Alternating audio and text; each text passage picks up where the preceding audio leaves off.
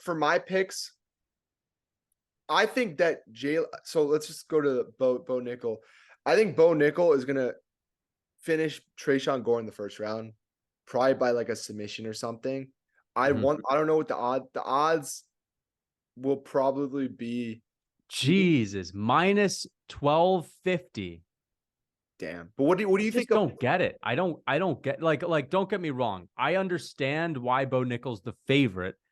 I don't get the odds being that nuts. That's it. Like I don't understand what the fuck people have seen to make them think like Bo Nickal is that much of a favorite over Tresean Gore.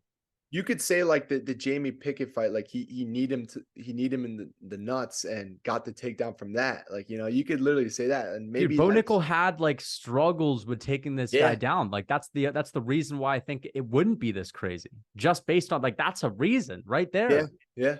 I mean, I don't think Tresean Gore is gonna win. I'm just thinking like Bo Nickal. I hope Bo Nickal has a good performance though. Yeah, I think Bo Nickal first round submission is a pretty good bet. I think, want to know something? Yeah. I think Jalen Turner is going to win a decision against Dan Hooker. I don't think he's going to finish. There ain't no, I'm telling you right now, old man Dan Hooker is getting KO'd. And I thought that for a very long time, but I feel like Dan Hooker hasn't fought in a very long time. I think his chin is probably going to get a little bit refreshed.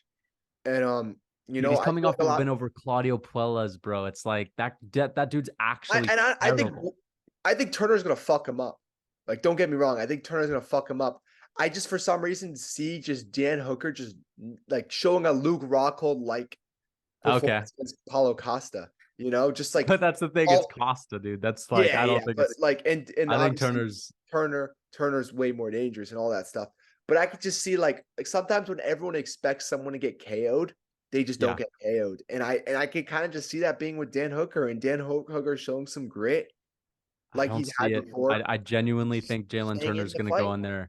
Hooker, you have to look at his recent fights, bro. Like, think about it. Jalen Turner's been training with Hamzat. Jalen Turner just fought Mateusz Gamrot. Like, he's going to be able to get out of any grappling situation, I think, that Hooker's going to try to put him through. I think he's not going to let look at the difference in the way that they're built. Like Hooker is he's in good shape. He's pretty big for the weight class, but he just doesn't have like, I don't know. He's not a fast twitch guy at all. Jalen Turner is a fast twitch guy. I think Jalen Turner is going to be able to explode out of the clinch and on the feet.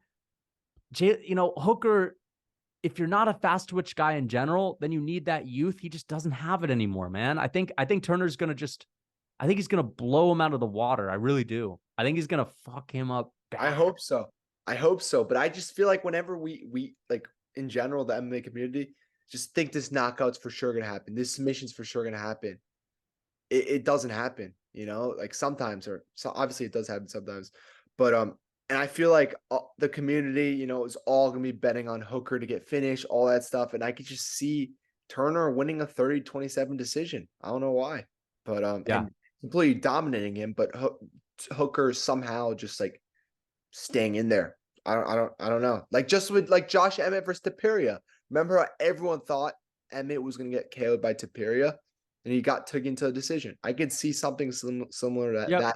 I understand that. You know what I'm saying? That's true. So, and Hooker hasn't taken damage in a very long time, so I could see his chin being somewhat refreshed. Let's look at Dan Hooker.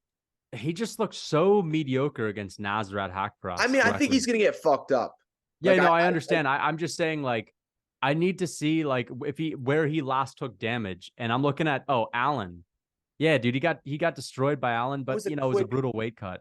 Yeah, that was quick, too. It's not like he really got, like, flatlined or anything. No, he didn't get dropped or flatlined. He just got, like, hurt. I think he got dropped to one knee, maybe, but I don't know. He didn't really get hurt that badly. Yeah. Actually, no, he didn't get dropped at all. Nasrat, he took to a measly decision. I don't know. That was a really boring fight. Chandler fucked him up. Poirier put him in a hospital. Felder, controversial decision, but nonetheless, that was a great fight. Took a lot of damage, though. He schooled Ally Quinta, finished James Vick, got destroyed by Edson Barboza. And then we're going back to like, he fought Yair Rodriguez way back in the day. That's pretty dope, honestly. I think that he lost that fight to Yair as well, which is pretty cool. Yeah. Yair beat his ass too. 52 strikes to 19 of Yair Rodriguez. I think that this Dan Hooker is going to get destroyed. Listen, I've seen Jalen Turner fight another tall guy who's even taller than Dan Hooker. He fought Uros Medic, who's 6'2", Dan Hooker's 6 foot, and he just schooled Uros Medic and just dominated him. And I think that's the thing about Jalen Turner. He's a fast twitch, long, tall guy that has KO power, that has the ability to grapple, that has the ability to find submissions. I think this is a nightmare. Like, the people that are going to beat Jalen Turner are the guys who have really, really solid chins that are also amazing on the feet, like Poirier. Poirier could go grappler. Right. I'd pick Poirier right now. Like I've said in the past, Turner would have, a good fight with him. I still think he would have a good fight for him, but I think Poirier would be able to edge it out. And like, just because he's more seasoned, he's got a good chin, he's got tons of power. And I know Jalen Turner can get knocked out. I've seen it before. So yeah. Yeah. I mean, I'm picking, my pick is going to be Jalen Turner by decision. What are you going to pick? I'm going to go with Turner. I'm going to go with Turner by first round TKO. Okay. That was my pick up against the fence. I think he's going to beat him up, and part of the combination is going to be to the body. He's going to go to the head. He's going to sting him, and he's going to fuck him up against the fence. And Hooker's going to come crashing down, and the ref's going to step in. So that's my pick. I think 30-27 Turner. I think he's just going to completely fuck him up, but he's not going to get the finish, and everyone's going to be like, Dan Hooker was so tough in that fight. That's what I could see somehow. But okay, fair enough. Whittaker du Plessis. I'm going to go with Whittaker. I know du Plessis has been finished before, so let me look at this. Dricus, du Plessis. I want to see if he's been finished more than that, because I don't think he has. Let's see. Du Plessis. So he's been finished by by the Croatian Roberto Soldic, who he also KO'd as well. He KO'd Soldic. Let's see. Yeah, he lost to a guillotine as well. But that was way back in the day. And let's see. Let's look at his fights in the UFC. He hasn't gotten hurt by Trevin Giles. Hasn't gotten hurt by Brad Tavares. Did get hurt versus Darren Till. Yeah, I guess he got hurt a little bit in that fight, but it wasn't badly. He didn't get badly hurt. No. And then Derek Brunson didn't really sting him that bad. I think Whittaker is going to decision him. I'm going to go with a 30-27, or maybe I could see a 30-26, just like getting 110-8, just dominating him in one of those rounds, but most likely unanimous decision 30-27 for Whittaker. I think 30-27. Yeah. I'm gonna say 30-27 also. I think Dricus is just so tough as well. So he's got a good chin. I don't think he's gonna get finished, but Whittaker is going to beat him, even if it's not like, I don't think he's gonna do what he did to Vettori. I think Whittaker is gonna look good. If he does look, I think he actually will do what he did to Vettori. Well, that'll just mean he's getting better, because Dricus is better than Vettori. I think he's gonna do what he did to Vettori. Sure. Right, well, then Whittaker's gonna look unreal, because how old is Whittaker? Let's look him up. Let's look up 32. So he's still in his prime. Well, Robert Whittaker age, but when did he turn 32? December, bro. Whittaker's gonna fuck him up. Yeah, I think he's gonna look just as good as he did against Vettori. Yeah, and then Brandon Moreno. And I don't think Whittaker is gonna have, like, obviously you still won the first round against Vettori, but I don't think he's, like, obviously Vettori did decent in that round. Like, I don't think there's gonna be a round where what's his name does decent. Like, I think he's just gonna completely school him. Yeah, straight up. Like, you're not even gonna be able to rob it. I think Whittaker's gonna get him out of there. I genuinely think he is. You think he's gonna finish it? No, I don't think so. But to be fair, there's a good chance. Like, listen, I think there's a 60% chance. If Whittaker wins, I lean 60%. I lean 70% decision, 30% finish. If he finishes Dricus, he's gonna land one of those like head kicks on him.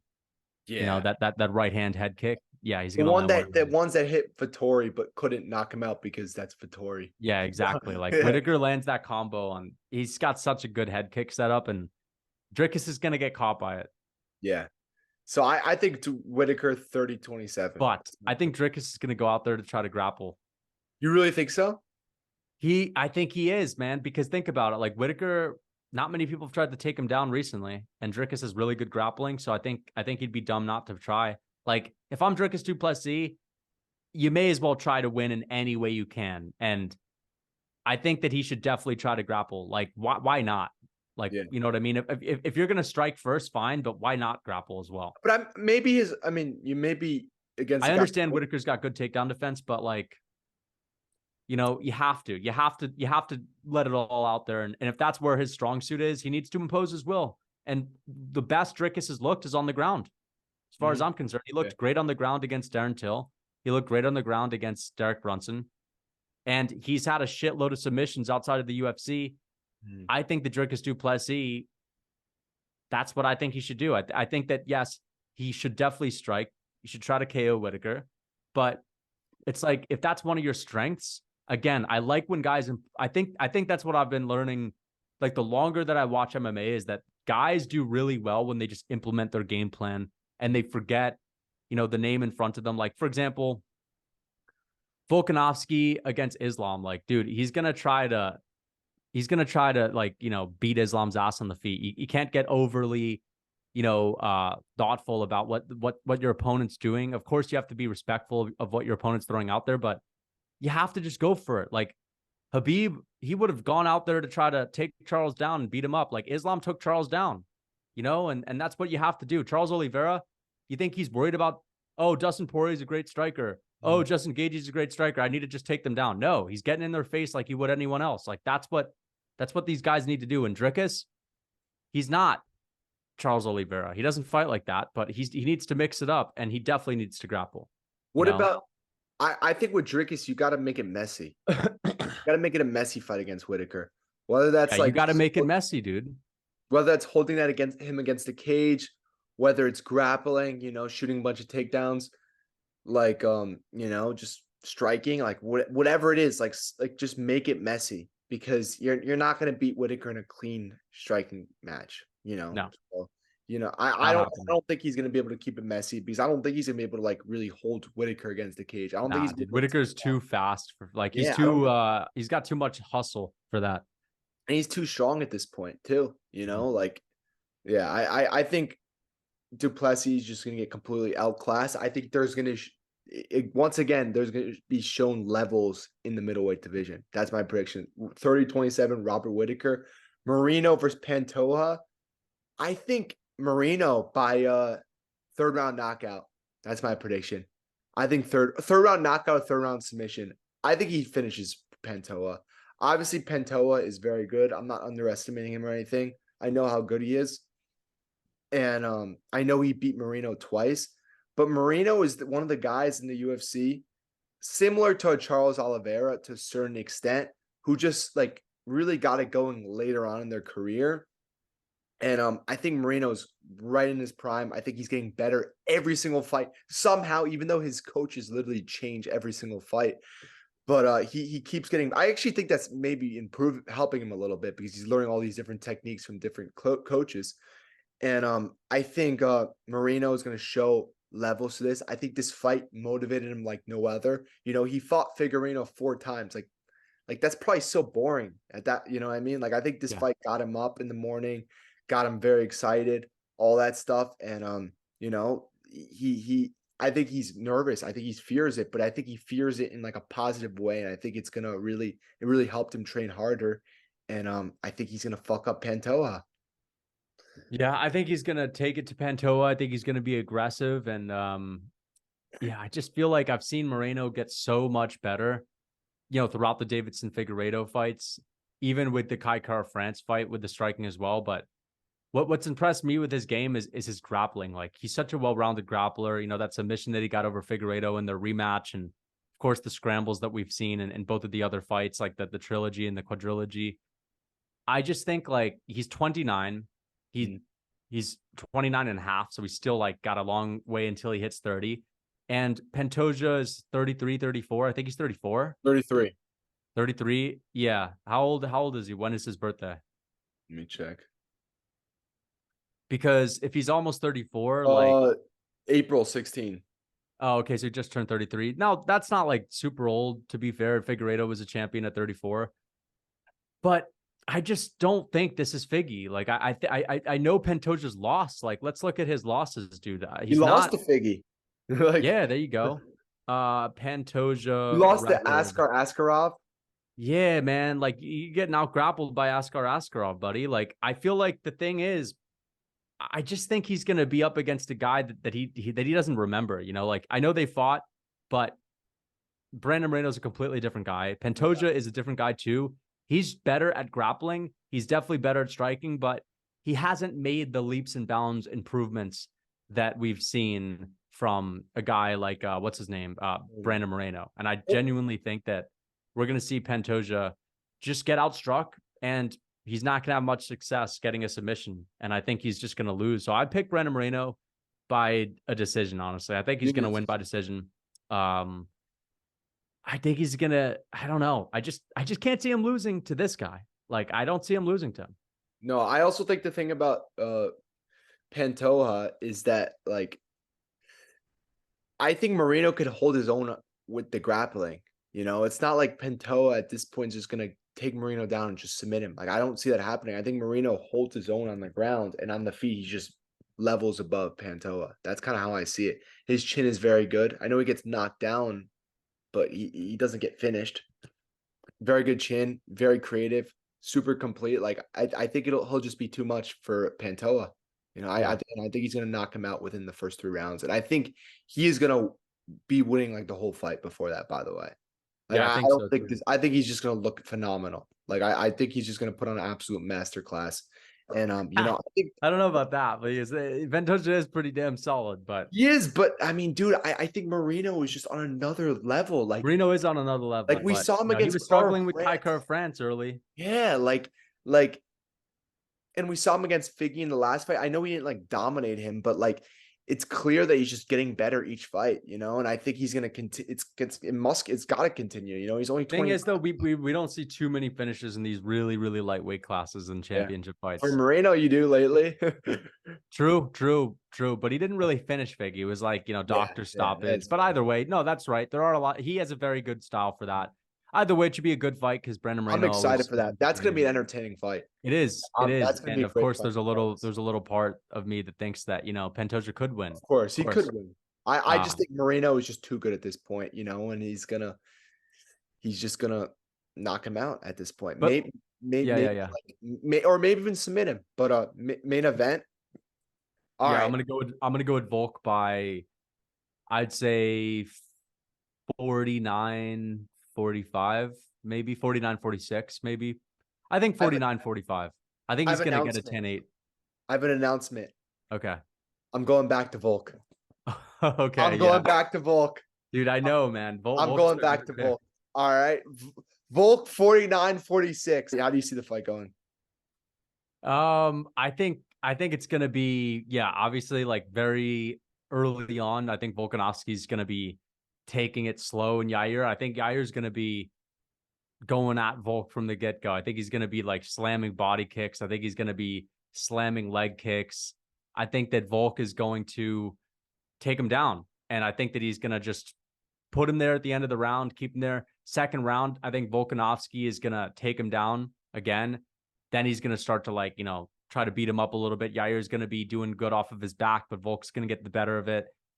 Third round, I would say, you know, second or third round, Yair, I think those are the rounds that he might win.